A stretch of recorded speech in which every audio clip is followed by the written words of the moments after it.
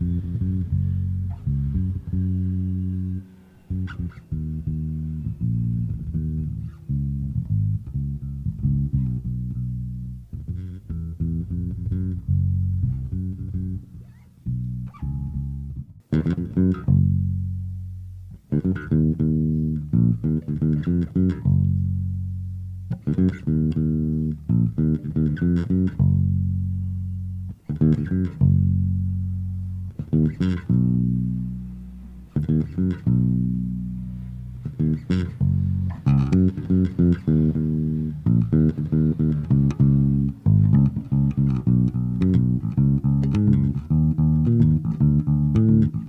game of love is such a beautiful game. If you got time, little girl, I'd like to explain all the do's and don'ts, all the wills and won'ts. So lend an ear, darling dear, darling dear. Do be sincere and true love will appear. Don't be shy or love will pass you by. If you will, my heart you may steal. If you don't, the game of love you'll lose alone. Do be sincere and true love will appear. Don't be shy or love will pass you by. If you will, my heart you may steal. If you don't, the game of love you'll lose alone. First I put my arms so gently around you, then whisper, darling, I'm so glad I found you. Then your lips unwind, a supple touch wouldn't mind, a kiss will stay, darling dear, darling dear, darling dear.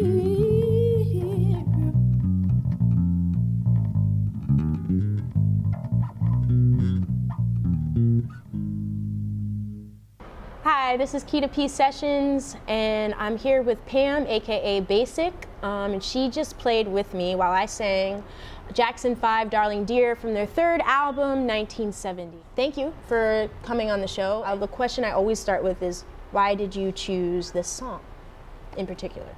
I chose this song because I remember hearing it, and I remember hearing the bass line that sounded like a guitar. And this was before I started playing any instrument. When I got older, I realized it was a bass. I was like, I wanted to try to play that bass line, and it is a popular bass line. It is. It's a popular bass line. It's a busy bass line. I always wanted to play it, but it just definitely called me to playing bass guitar. It opened my ears. This song just spoke to me. I didn't know, but James Jamerson is definitely a famous but kind of unsung bass player, and there's something about that bass line in the song just stood out. I didn't know if it was bass though. I just like the bass line. So. Did you start out on bass, or did you start out on another instrument? What drew you to the bass? Well, actually, I knew it was a bass, but I didn't figure everything out. I started on 6-string guitar, you know. Oh, okay. You know, like everybody does. Started on 6-string guitar, acoustic, and I graduated to electric guitar, and I played in my school bands, and did some other instruments in between there. But by the time I hit high school, I realized my hands were not growing at the rate that I wanted them to. I couldn't do bar chords very well. So I said, well, bass, well, at the time it was 4 strings. It's gotta be easier. And that's how I ended up with the bass. What can you identify in the sense of that definitive moment? I realized, yeah, this is it. This is what I'm going to keep pushing forward with. I realized about 5 years ago when I went overseas, and I watched people communicate without words. They were communicating solely with music. I mean, people were speaking 2 different languages. We didn't have a translator at that space, but a conversation was ensuing. First time I experienced 2 people talking without words. They were playing music. There were 2 percussionists, and they were trying to show each other their beats from their homeland, our beats that we did, and their beats that they did. They didn't say a word the entire time other than there's a laugh. And they were, no, and I was just like watching them, and I realized music really does communicate. It's not just a catchphrase. Yeah. But but to actually You have to see it, yeah. To see it outside your own homeland. I was just like, wow, there is something to this thing. I guess I should keep playing. And I realized, if not then, if not ever, at that point, I realized it was about music. It does communicate. It does go past barriers. So where are you originally from? Born and raised. In Brooklyn? Born in Manhattan, raised in Brooklyn. Okay, born in Manhattan. Harlem, USA, Harlem. What is like the sound, the bass sound for Brooklyn? What would you say, like you growing up and being from Brooklyn and New York City, what is that sound that you hear in the bass, in another bass player and you're like, oh, I know that he's from around here, or she's from around here, or we definitely vibe, we're listening to the same stuff. Yeah, it's definitely got to be hip hop. I mean, Brooklyn is more than just hip hop. When I was growing up, it was, for me, it was a lot of songs. It was hip hop because I lived not too far from here. I grew up in Brownsville and in Crown Heights. But then I went to Brooklyn Tech, so I had all kinds of music and people around me. So I listened to rock, I listened to pop. But I think to answer your question, it was, for me, it was like mostly hip hop and R&B, and old school R&B.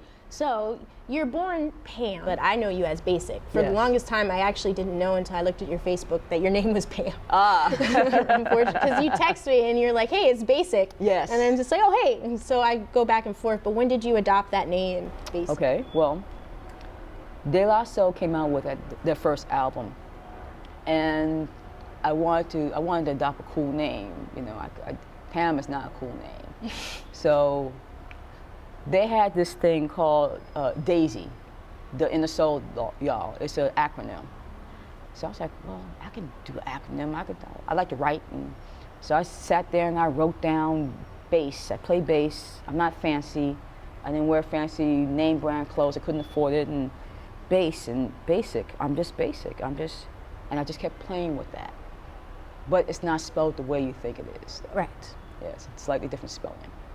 So that's how my name came about. And what does it stand for? It stands for, you ready? Black artists are standing supremely in the key of knowledge. What? Yes. Crazy. Can you say that one more time? Sorry. Yes, okay. Black artists are standing supremely in the key of knowledge. And the meaning to that, one of the meanings is that we all have a talent, a skill, or a knack that we do naturally. Right. You know, I like music. I build things. I do construction. You sing beautifully. You play well. Everybody has their own basis. That's what they do. It could be music. It could be speaking. It could be singing. It could be anything. You know, everybody has something that they do. It doesn't have to be even art or music. It could be just something that they do, but it comes from the soul. What is your favorite song that speaks to you on bass? White Lines, for some reason, pops into my head. Do-doom, do-doom, do-doom, do-doom. It's like, that's the simplest bass line you can play, but it just works. What do you have coming up, and where can we find your music? I'm working on my own grooves now. Along with my bass, I do like hip-hop grooves, ambient grooves.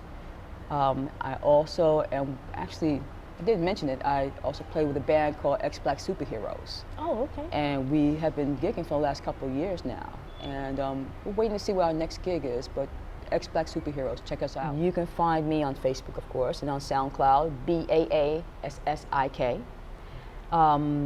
You will be able to find me on my website, which is actually coming up pretty soon. Okay. Baassik Music, so it's the same spelling, music, Baassik Music. Thank you so much for joining us here, KitaPMusicSessions. This is the first female bass player featured on KitaPMusicSessions, Pam, AKA Baassik.